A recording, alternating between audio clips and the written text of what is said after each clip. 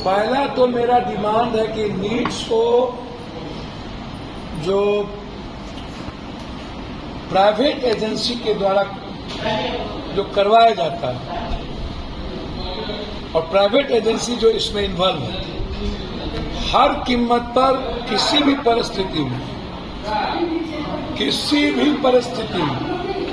पहला डिमांड है कि जो भी एजेंसी हायर किया गया है, प्राइवेट एजेंसी, नीट्स के एग्जामिनेशन को कंडक्ट करके उसको नंबरिंग कर रिजल्ट देने का। मैं पहला डिमांड है मेरा कि प्राइवेट एजेंसी को खत्म किया जाए हर परिस्थिति में। प्राइवेट एजेंसी चाहे वो जैसा का हो चाहे किसी का भी। दूसरा, 4 तारीख को जब भारत में सबसे बड़ा लोकतंत्र के महापर्व का रिजल्ट हो रहा था, फिर उस दिन नीट्स के रिजल्ट को आउट करके एक ही जगह के 68 बच्चों पे एक ही मार्किंग में रिजल्ट को देना, इस तरह हजारीबाग की भी घटना, अन्य कई ऐसे लॉज है बिहार में, पटना में, जहां 12 लड़के एक लॉज में हैं तो वो 12 को एक ही नंबरिंग आना। ये सब मामला सुप्रीम कोर्ट के न्यायाधीश से जांच का है या हम लोग सदन में जेपीसी से जांच का ये मामला उठाएंगे कि ये मामला जेपीसी से जांच हो। इस देश में सबसे बड़ा यदि आतंकी व्यवस्था कुछ आज के डेट में है तो प्रतिभावान बच्चे, जीनियस बच्चों की जिंदगी के साथ खिलवाड़ करने की सरकार की नीति और नीयत। आने वाले समय में कोई भी क्वेश्चन आउट ना हो और नीट्स में हमारे बच्चों की जिंदगी के साथ खिलवाड़ ना हो, इसके लिए कोई भी सीमा हम क्रॉस करेंगे सदन और सदन के बाहर, चाहे इसके लिए परिणाम जितना भयावह। 1200 बच्चे हजारीबाग से जुड़ा हो, पूर्णिया और पटना में भी पकड़ा है। आप इस बात को, वही बात नहीं कह रहा हूं, आप इस बात को समझिए कि कितना डेंजरस है। आपने मामले को पेंडिंग करके फिर एग्जामिनेशन लेना, यही आपके सारे नियत को और व्यवस्था के पूरी तरह पारदर्शिता जो होनी चाहिए उस पर सवाल खड़ा करता है। इसीलिए ये सारा एग्जाम कैंसिल होना चाहिए, टोटल जितना हुआ, और इसकी इंक्वायरी पूरे तरीके से होना चाहिए सारे प्राइवेट एजेंसी। जो उसमें बच्चे सही में कुछ लायक हों उसको तो परेशानी होगी ना भैया, बिल्कुल परेशानी होगी, इसलिए तो जांच का विषय है। इसलिए तो मैं कह रहा हूं कॉपी की जांच करिए और जांच करने के बाद तब कैंसिल करिए उन लोगों का और एफआईआर लॉन्च करिए। लाखों बच्चे डिप्रेशन में जा रहे हैं। लाखों बच्चे डिप्रेशन में नहीं जा रहे हैं। 20 बच्चे और बच्चियां आत्महत्या कर लिए कोटा में। 3 बच्ची तिरमाला बिल्डिंग से छलांग लगा करके मर गई, जिसका वीडियो वायरल है।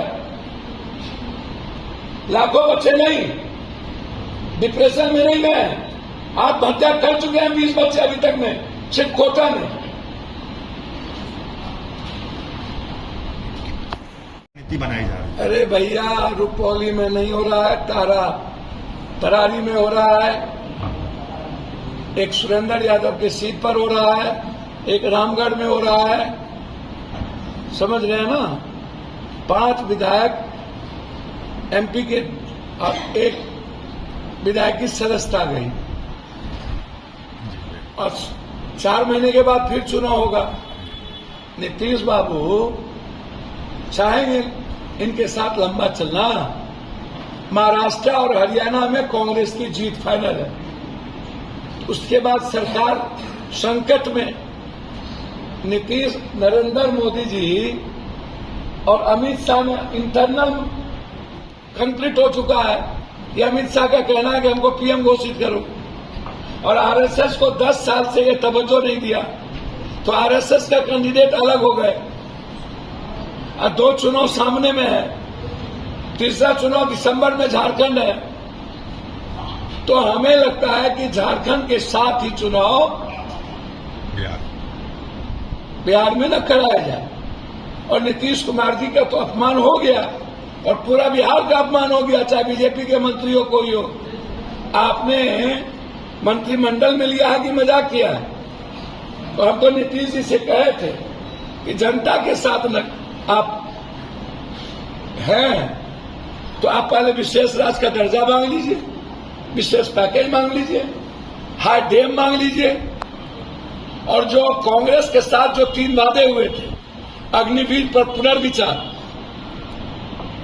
जाति जनगणना और ST SC OBC के लिए 69% आरक्षण, ये तीनों आप कर दीजिए। ये तो चुनाव ही है 4-5 महीने का।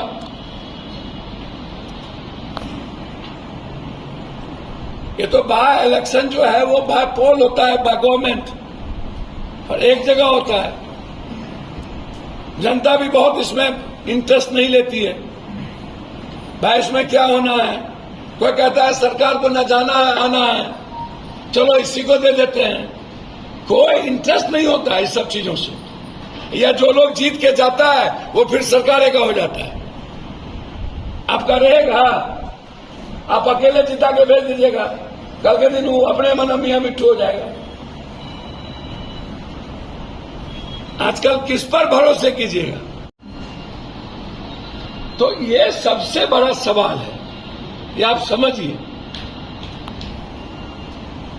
इसीलिए चुनाव होना है, होगा। हम चाहेंगे कि इस चुनाव से मैसेज जाए कि ये सेमीफाइनल चुनाव था और चंडाल चौकड़ी लोग अब खत्म हो गए, नए तरीके की राजनीति बिहार में शुरू हुई।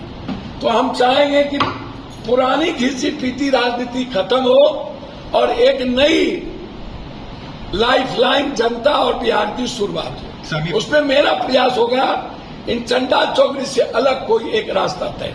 सेमीफाइनल की आपने बात की, क्या सेमीफाइनल में आपके बैट्समैन उतरेंगे क्या रुपौली में?